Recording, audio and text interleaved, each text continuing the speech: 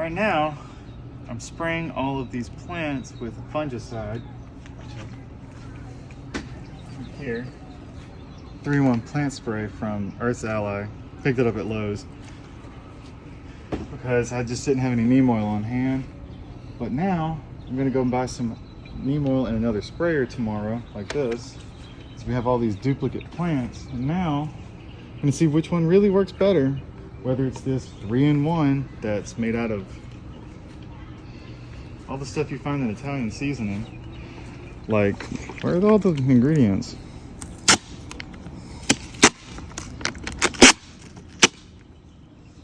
Or is it on the front? Oh, it's on the front. Thyme oil, rosemary, clove, peppermint, water, some other stuff I can't pronounce, but it's not a lot of other bad stuff. But thyme oil, rosemary oil, clove, and peppermint. It smells delicious, but it could just be neem oil, so we'll see what happens.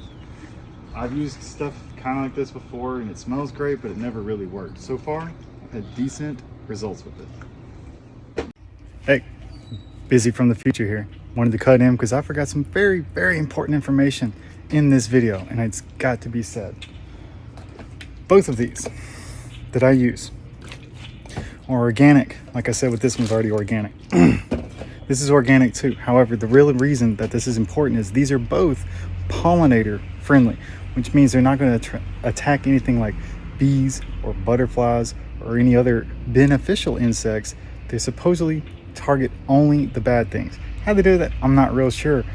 But whenever you buy neem oil or any type of fungicide that you're going to use in your garden, make sure it's organic and pollinator friendly. Let's get back to the video.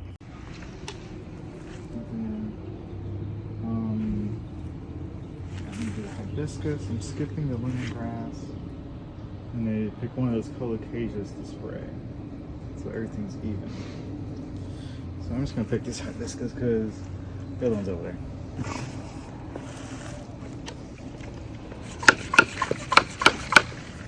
You gotta make sure to spray everything on the plant. Oh. Dead flower. Gotta spray every part of the plant or this stuff's not effective. And I know people are gonna say, well, you gotta spray all the other plants. Well, plan on doing that tomorrow. I have to, work with what I got right now. I only got one sprayer. This, oh yeah, that's nice.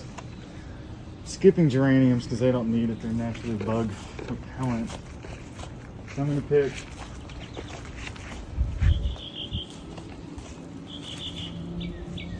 I think this one. So I'm pretty sure these are aphids, and it's got a huge aphid infestation.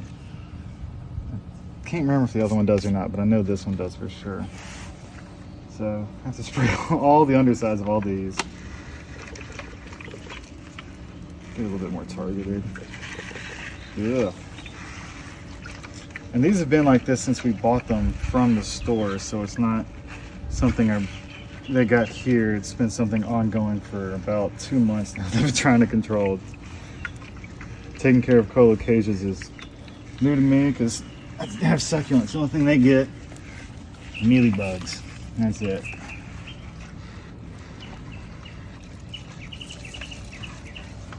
Alright, it's been a few days since the beginning of this video, and I was finally able to get a new sprayer and some neem oil. As we can see, got all my tools. So we're going to sit down, finish all this up, and we're going to talk about why you want to use one over the other and how easy this actually is to get done. So, it's finally able to go and get some neem oil and a sprayer, like I said. So, what is the real difference between this one and this one?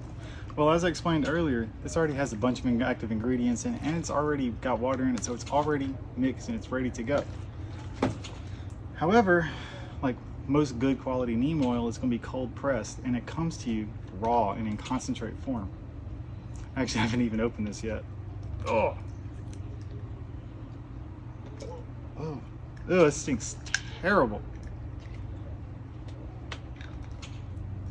But now that I've got this, all I have to do, since I've already read the directions, all I have to do is add just a little bit to my sprayer.